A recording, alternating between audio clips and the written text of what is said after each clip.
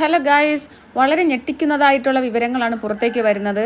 ഞാൻ ഇനി ഇതിനെക്കുറിച്ച് ബിഗ് ബോസ് സീസൺ 7ൻ്റെ വീഡിയോസ് ചെയ്യണ്ട എന്ന് വിചാരിച്ചിരിക്കുമ്പോൾ നടക്കത്തില്ല ഗായ്സ്. അപ്പം നമ്മൾ ഇത് പറയുന്നതനുസരിച്ച് ഈ ഒരു തെളിവുകളും കാര്യങ്ങളും ഒക്കെ വരുന്നതനുസരിച്ച് നമുക്ക് വീഡിയോസ് ചെയ്തല്ലേ പറ്റൂ. അപ്പോൾ എനിക്ക് ഇന്ന് 5 മണിക്ക് വരാൻ പറ്റില്ല. ഞാൻ അതുകൊണ്ടൊരു വീഡിയോ ഇടുവാണ്. നാളെ നമ്മൾ 5 മണിക്ക് ഇതിനെക്കുറിച്ച് തന്നെ ഡിസ്കഷൻ ഉണ്ടായിരിക്കും. അപ്പോൾ എല്ലാവരും ഞാനൊരു പോസ്റ്റ് ഇട്ടേക്കാം കേട്ടോ ഗായ്സ്. അപ്പോൾ ഓക്കെ, ഇപ്പോൾ നമ്മൾ പറഞ്ഞു വരുന്ന കാര്യം, അനിമോളിൻ്റെ PR ആയ വിനു അനിമോൾക്ക് വേണ്ടിയിട്ട് കുറേ കാശ് ചിലവഴിച്ചു. ആ ചിലവഴിച്ച കാശുകൾ എങ്ങനെയാണ്, അതുമായിട്ട് ബന്ധപ്പെട്ട കുറച്ച് കാര്യങ്ങളാണ് നമ്മളിവിടെ ആൾക്കാർ പറഞ്ഞ് എന്ന് പറഞ്ഞാൽ ഒരു യൂട്യൂബ് ചാനലിൽ കൂടെ ഒരാളാണ് ഇത് വെളിപ്പെടുത്തിയിരിക്കുന്നത്.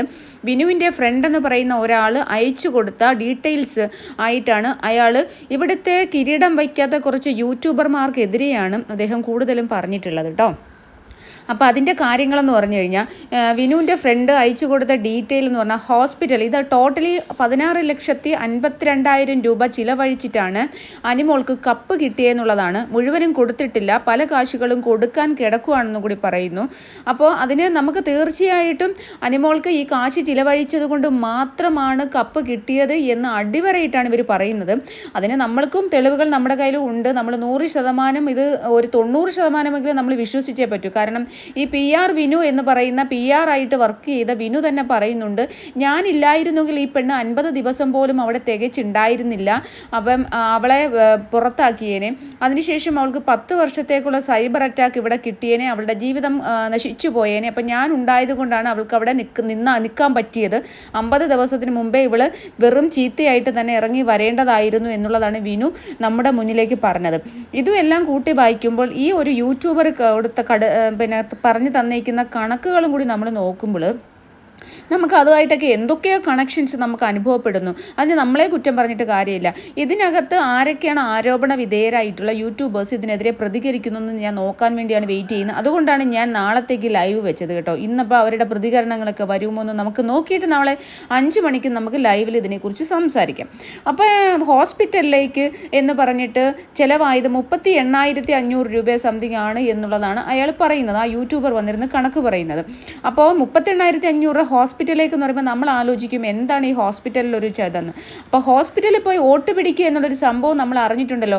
ഇവിടെ നമ്മുടെ എന്താ പറയുക, മെഡിക്കൽ കോളേജ് ഹോസ്പിറ്റലിൽ ഇവരുടെ സഹോദരി ഉൾപ്പെടെയുള്ള ആൾക്കാർ വന്നിട്ട് വോട്ട് പിടിക്കുന്നു. അപ്പോൾ വോട്ട് പിടിക്കുന്ന ആൾക്കാർ ഒരു 3-4 പേര് ഒരു ടീമായിട്ടാണ് ഇവർ വോട്ട് പിടിക്കാൻ വന്നത്. അവരുടെ ചെലവുകളും കാര്യങ്ങളുമാണ് ഈ ഒരു 38,500 രൂപ എന്ന് പറയുന്ന ഹോസ്പിറ്റൽ. പല വിവിധങ്ങളായ ഹോസ്പിറ്റൽ ഗവൺമെൻറ് മേഖലകളിലൊക്കെ ആയിരിക്കും വോട്ട് പിടിക്കുന്നത്. ഇനി അടുത്ത കമൻറ്റുകൾക്ക് 1,28,000 രൂപയാണ്, 28,000 1,28,000 ആണ് ചിലവായെന്ന് പറയുന്നത്. കമൻറ്റ് എന്ന് പറഞ്ഞാൽ ഏഷ്യാനെറ്റിൻ്റെയും അതുപോലെ തന്നെയുള്ള ഏഷ്യാനെറ്റ് അനിമോളുടെ വീഡിയോ ഇടുമ്പോഴും അങ്ങനെയുള്ള വീഡിയോസിന് താഴെ പോയിട്ട് അനിമോൾ എന്ന് പറഞ്ഞ് കമൻറ്റ് ഇടണം. ആ കമൻറ്റ് ഒരു ഗ്രൂപ്പ് വൈസ് ഉണ്ട്, ആ ഗ്രൂപ്പിലേക്ക് ഇവർ കാശ് ഇട്ട് കൊടുക്കും. അതിനുവേണ്ടി ചിലവായതാണ് 1,28,000 രൂപയാണ് കമൻറ്റുകൾക്ക് ചിലവായിരിക്കുന്നത്. പിന്നെ റീചാർജ് എന്നും പറഞ്ഞ ഒരു 13,500 രൂപയാണ് ചിലവായിരിക്കുന്നതാണ് ഈ പുള്ളി പറയുന്നത്. അപ്പോൾ റീചാർജ് എന്ന് പറയുന്നത് ഈ ഫോൺ, ഞാൻ നേരത്തെ തന്നെ പറഞ്ഞു, ഹോസ്പിറ്റലിലൊക്കെ ചെന്ന് കൂട്ടിരിപ്പുകാരുണ്ട്, രോഗികൾക്ക് കൂട്ടിരിപ്പുകാരെടുത്ത് വന്ന് വോട്ട് പിടിക്കുമ്പോൾ അവരുടെ കയ്യിൽ സ്മാർട്ട് ഫോണൊന്നും ഉണ്ടാവില്ല. അവരുടെ ഒരു ഫോൺ നമ്പർ കൊടുക്കാൻ പറയും. ഇപ്പോൾ ഫോൺ നമ്പർ കൊടുക്കുമ്പോൾ സ്വന്തമായിട്ട് കയ്യിലിരിക്കുന്ന സ്മാർട്ട് ഫോണിനകത്തേക്ക് ഇത് എന്തോ ഇത് അപ്ലോഡ് ചെയ്തിട്ട് ആ നമ്പർ OTP പറഞ്ഞ് അങ്ങനെയൊക്കെ എന്തോ ഒരു സിസ്റ്റം ആണെന്നാണ് പറയുന്നത്. അപ്പോൾ അങ്ങനെയുള്ള വകയിൽ 13,500 രൂപയാണ് റീചാർജിങ് വകയിൽ അനിമോൾക്ക് ആയിട്ടുള്ളത്. പിന്നെ അടുത്തതാണ് ഗുരുതരമായ ആരോപണങ്ങൾ. ഈ ഒരു ചാനലുകൾ തീർച്ചയായിട്ടും ഇതിൻ്റെ ക്ലാരിറ്റി വരുത്തണം. കാരണം ഇവരുടെ ഈ ചാനലിൻ്റെ വീഡിയോസ് നമ്മൾ കണ്ടാൽ നമുക്ക് തീർച്ചയായിട്ടും മനസ്സിലാവും ഒരു തരത്തിലുള്ള ഒരു കാര്യങ്ങളും അനിമോൾ ചെയ്യുന്ന അവിടുത്തെ മറ്റുള്ള കണ്ടസ്റ്റൻറ്റിനെ വ്യക്തിപരമായിട്ട് ആക്രമിക്കുന്നത് ഒന്നും തന്നെ ഇവർ പറയുന്നുണ്ടായിരുന്നില്ല. ആദ്യമൊക്കെ ഇവർ നിഷ്പക്ഷമായിട്ട് പറഞ്ഞുകൊണ്ടിരുന്ന ആൾക്കാർ പിന്നീട് അനിമോൾക്ക് വേണ്ടി മാത്രം 3-4 വീഡിയോസ് ഇടുന്ന ഒരു പ്രവണതയാണ് നമ്മൾ കണ്ടുകൊണ്ടിരുന്നത്. അത് കണ്ടപ്പോഴേ നമുക്ക് പ്രത്യേകിച്ച് സമ്മറിനെ പോലുള്ള ആൾക്കാർ, ഇപ്പോൾ ആദ്യം തന്നെ സമ്മറിനെ കുറിച്ചാണ് പറയുന്നത്. സമ്മർ 5 ലക്ഷം രൂപയാണ് സമ്മർ എന്താ പറയുക PR വിനുവിൻ്റെ കയ്യിൽ നിന്ന് കൈപ്പറ്റിയിരിക്കുന്നത് എന്നാണ് പറയുന്നത്. സമ്മർ മീഡിയ എന്ന് പറയുന്ന ചാനൽ 5 ലക്ഷം രൂപ വാങ്ങിച്ചിട്ടാണ് അനിമോൾക്ക് വേണ്ടിയിട്ട് പണിയെടുത്തത്. അപ്പോൾ അടുത്തത് രാജ് ടോക്സ് ആണ്. രാജേട്ടൻ നമുക്ക് അറിയുന്ന ഒരു മനുഷ്യനായിരുന്നു അയാൾ. അതുപോലെ തന്നെ പുള്ളിയും അനിമോൾക്ക് വേണ്ടിയിട്ട് മാത്രമാണ്, മറ്റുള്ളവരെയൊക്കെ വളരെ നെഗറ്റീവായിട്ട് നുണച്ചി ആ നൂറയുടെയൊക്കെ ഒരു കേസ് വന്നപ്പോൾ ടിഷ്യൂവിൻ്റെ ആ ഒരു പ്രശ്നം വന്നപ്പോഴൊക്കെ നുണച്ചി നൂറ കൂറ എന്നൊക്കെ പറഞ്ഞിട്ട് തമ്പനയിൽ ഇട്ടപ്പോഴേ എനിക്ക് അപ്പോഴല്ല അതിന് മുമ്പേ എനിക്ക് തോന്നിയിട്ടുണ്ട്. പക്ഷേ എന്നാൽ പോലും അത് വളരെ മോശമായിട്ടുള്ള കുറേ തമ്പനയിലും ടൈറ്റിലും ഒക്കെ ഇട്ടപ്പോഴേ എനിക്കത് തോന്നിയിട്ടുണ്ടായിരുന്നു. രാജി ടോക്സ് വാങ്ങിച്ചത് 2 ലക്ഷം രൂപയാണെന്നാണ് പറയുന്നത്. അതുപോലെ തന്നെ അതുൽ വ്ളോഗ്സ് എന്ന് പറയുന്ന ഒരു വ്ളോഗുകാരൻ, ഞാൻ ഇന്നലെ തന്നെ പറഞ്ഞു, നമ്മുടെ രേണു സുധിയെ ബാത്റൂമിലും കക്കൂസിലും എവിടെയും പോകാൻ അനുവദിക്കാതെ പുറകെ നടന്ന് വീഡിയോ ചെയ്ത് ആ കൊച്ചിനെ നെഗറ്റീവ് ആക്കാൻ വേണ്ടി ശ്രമിച്ച് സ്ത്രീകൾക്ക് വേണ്ടിയിട്ട് ഘോരഘോരം വാദിക്കുന്നു എന്ന് പറയുന്ന ഒരു സ്ത്രീവിരുദ്ധനായ ഒരു വ്യക്തി അതുൽ വ്ളോഗ്, അയാൾ ഇതിന് വേണ്ടിയിട്ട് 50,000 രൂപ വാങ്ങിച്ചു എന്നുള്ളതാണ് ഈ ഒരു യൂട്യൂബർ പറയുന്നത്. ഇതിൻ്റെ സത്യാവസ്ഥകളൊക്കെ ഇവരെ ആരോപിക്കപ്പെട്ട അല്ലെങ്കിൽ ആരോപണ വിധേയരായിട്ടുള്ള ചാനലുകാർ തന്നെ വന്നിട്ട് അത് ക്ലാരിഫൈ ചെയ്ത് അയാൾക്കെതിരെ അങ്ങനെ ഇല്ലെങ്കിൽ അയാൾക്കെതിരെ നിയമ നടപടി ഇവർക്ക് സ്വീകരിക്കാമല്ലോ. പക്ഷേ ഇതെല്ലാം നമ്മൾ കൂട്ടി വായിക്കുമ്പോൾ തീർച്ചയായിട്ടും ഇതിനകത്തൊക്കെ 90% ഇതൊരു സത്യമായിട്ടുള്ള കാര്യമായിട്ടാണ് നമ്മൾ കാണുന്ന പ്രേക്ഷകന് നമുക്ക് തോന്നുന്നത്. ഞാനും ഒരു പ്രേക്ഷക എന്ന നിലയിൽ എനിക്ക് പലപ്പോഴും തോന്നിയിട്ടുണ്ട്, എന്താണ് ഇവർ ഈ സമ്മറൊക്കെ എന്താണ് ഇങ്ങനെ ചെയ്യുന്നത്? ഒരു വ്യക്തിയെ മാത്രം പൊക്കി പിടിച്ചുകൊണ്ട് അവരുടെ നെഗറ്റീവ് എല്ലാം മാറ്റി പിടിച്ചുകൊണ്ട് മറ്റുള്ളവരെ ഡീഗ്രേഡ് ചെയ്യുന്ന തലത്തിലേക്ക് എന്തുകൊണ്ടാണ് സമ്മർ മീഡിയ ഒക്കെ മാറുന്നത്? കാരണം അയാൾ 1ാമത്തെ സീസൺ തൊട്ട് റിവ്യൂ പറയുന്ന ഒരാളാണ്. അയാൾക്ക് കുറച്ച് നമ്മൾ ആ ഒരു ചാനലിന് ഒരു ക്രെഡിബിലിറ്റി നമ്മൾ കൊടുത്തിട്ടുണ്ട്. കാരണം കുറേ സാധാരണക്കാരായ ആൾക്കാർ കാണുന്ന ഒരു ചാനലാണ്, ഞാൻ ഉൾപ്പെടെയുള്ള ആൾക്കാർ. അപ്പോൾ അതിൻ്റെ ഒരു സ്വീകാര്യത, എത്രമാത്രം ഒരു ക്രെഡിബിലിറ്റി ഒരു ചാനലിന് ഉണ്ടാകും. പക്ഷേ എന്തുകൊണ്ടാണ് അയാൾ ഇങ്ങനെ പ്രവർത്തിക്കുന്നത് ഞാൻ എപ്പോഴും വിചാരിക്കാറുണ്ട്. അതുകൊണ്ടാണ് ഞാൻ അയാൾ ഇങ്ങനെ പറയുന്നതും വേനലണ്ണൻ ഇങ്ങനെ സംസാരിക്കുന്നതൊക്കെ പറഞ്ഞ് ഞാൻ നേരത്തെ തൊട്ടേ വീഡിയോസ് ഇടാൻ തുടങ്ങിയത്. ഒരു മാസമായിട്ട് തൊട്ട് ഞാൻ അയാളുടെ പേരെടുത്ത് പറയുന്നില്ലെങ്കിലും ഞാൻ അയാൾക്കെതിരെ വീഡിയോസ് ഇടുന്നത് അതുകൊണ്ടാണ്. കാരണം ഞാനിത് കാണുമ്പോൾ അയാളൊരു നിഷ്പക്ഷ ചാനലായിട്ടാണ് എനിക്ക് നേരത്തെയൊക്കെ ഫീൽ ചെയ്തിട്ടുള്ളത്. പക്ഷേ അയാൾ ഇപ്പോൾ ഈ ഒരു യൂട്യൂബർ, ഈ വന്ന് വെളിപ്പെടുത്തി യൂട്യൂബർ പറയുന്ന 3 years ആയിട്ട്, മീൻസ് സീസൺ 4 വരെ അയാൾ ഓക്കെ ആയിരുന്നു. അത് കഴിഞ്ഞ ശേഷം 5, 6, 7 അപ്പം നമുക്ക് മനസ്സിലാക്കാം PR വിനുവിൻ്റെ ഒരു കണക്ഷനാണല്ലോ ഈ 3 സീസണും. ഒന്ന് അഖിൽ മാരാറുടെ സീസൺ, PR വിനുവാണ് PR ഏറ്റെടുത്തിരിക്കുന്നത്. അത് കഴിഞ്ഞ് ജിൻഡോയുടെ സീസൺ, ജിൻഡോ ആണ് PR ഏറ്റെടുത്തിരിക്കുന്നത്. 3ാമത് അനിമോളുടെ സീസൺ, അനിമോളുടെ PR എടുത്തിരുന്ന വിനുവാണ്. അപ്പോൾ ഈ 3 സീസണും ജയിപ്പിച്ചത് PR വിനുവാണ്. അപ്പോൾ അതുകൊണ്ട് തന്നെ നമുക്ക് കൃത്യമായിട്ടും ഇതിൽ നിന്ന് പലതും നമുക്ക് വായിച്ചെടുക്കാൻ കഴിയുന്നു. അപ്പോൾ അതിനുശേഷം പിന്നീട് ഇൻസ്റ്റാഗ്രാം റീൽസാണ്. ഇൻസ്റ്റാഗ്രാം റീൽസ് വഴി 2,50,000 രൂപ അനിമോൾ ചിലവാക്കി എന്നുള്ളതാണ് കാണുന്നത്.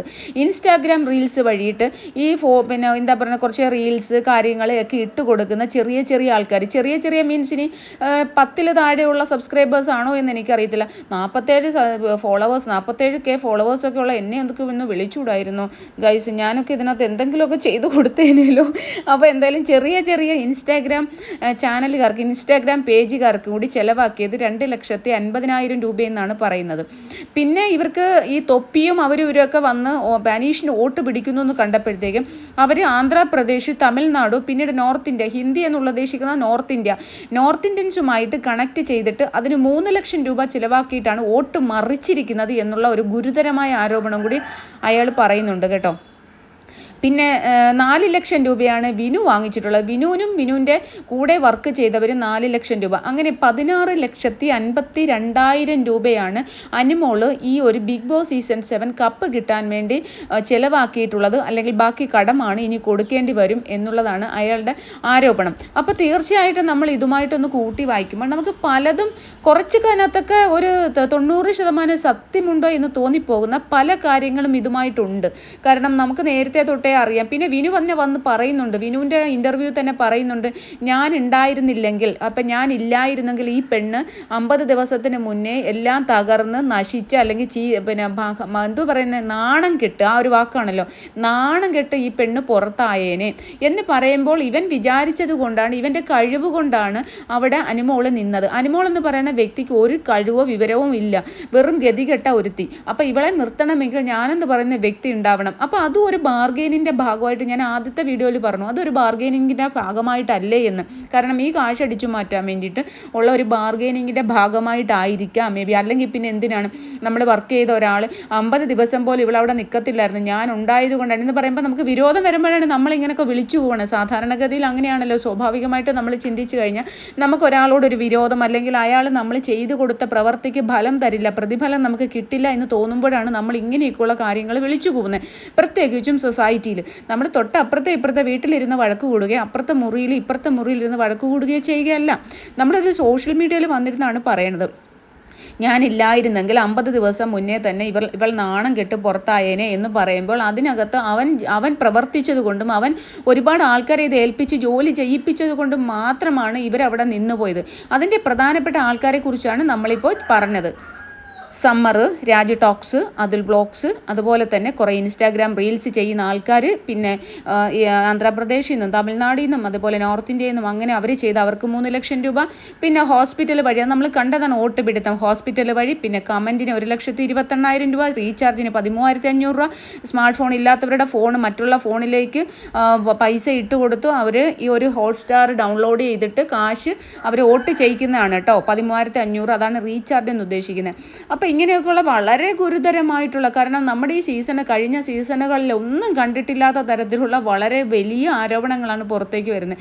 അപ്പോൾ നമ്മൾ ഇതൊക്കെ കാണുമ്പോൾ പിന്നെ നമ്മൾ ബിഗ് ബോസ് സീസൺ 7 മതിയാക്കാം എന്ന് വിചാരിച്ചാലും ഇതൊന്നും സമ്മതിക്കത്തില്ല. അപ്പോൾ നമുക്ക് കുറച്ച് ദിവസം കൂടി ഇങ്ങനെ തന്നെ പോട്ടെ, ഇതെപ്പോഴാണോ കെട്ടടങ്ങുന്നത് അപ്പോൾ നമുക്ക് നിർത്താം. അതുവരെ നമുക്കും ഇങ്ങനെ ഇതിനെക്കുറിച്ചൊക്കെ ഡിസ്കഷൻ നടത്തിയല്ലേ പറ്റൂ. കാരണം നമ്മൾ ഒരുപാട് വിഷമിച്ചിട്ടുണ്ട്, ഒരുപാട്. കാരണം ഒരാൾ ജയിക്കണം അല്ലെങ്കിൽ ഒരാൾ തോക്കണം, അത് തീർച്ചയായിട്ടും നടക്കേണ്ടതാണ്. ഒരു റിയാലിറ്റി, ഇതൊരു ഷോയും കൂടിയാണല്ലോ, കോമ്പറ്റീഷൻ ആണല്ലോ. അപ്പോൾ അതിൽ ഒരാൾ ജയിക്കും, ഒരാൾ തോക്കും. പക്ഷേ അത് ന്യായമായ ജയവും ന്യായമായ തോൽവിയാണെങ്കിൽ നമുക്ക് അംഗീകരിക്കാൻ കഴിയും.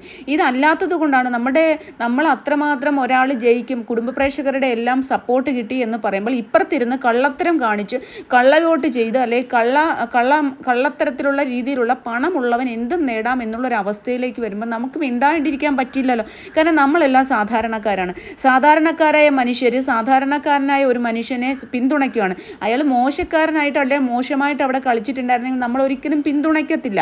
അയാൾ വളരെ മാന്യമായിട്ട് വളരെ നല്ല രീതിയിൽ കളിച്ച ഒരു മനുഷ്യന് ഇപ്പോൾ ഡീഗ്രേഡും കൂടി ചെയ്യാൻ തുടങ്ങിയപ്പോഴാണ് സത്യം പറഞ്ഞാൽ ഞാനൊക്കെ വീണ്ടും ഇതിനെതിരെ പ്രതികരിക്കുന്നത്. അപ്പോൾ ഇത്ര വലിയ ഗുരുതരമായ ആരോപണങ്ങളൊക്കെ വരുമ്പോൾ നമ്മൾ കയ്യും കെട്ടി നോക്കി നിൽക്കാൻ പറ്റില്ല. കാരണം നമ്മൾ 100 ദിവസം ലൈവ് ഫുള്ള് കണ്ട ഒരു വ്യക്തി എന്ന നിലയിൽ നമുക്കിതൊക്കെ കാണുമ്പോൾ തീർച്ചയായിട്ടും ഈ ചാനലുകൾക്കെതിരെ നമുക്ക് അന്നേ തന്നെ സംശയം ഉണ്ടായിരുന്നു.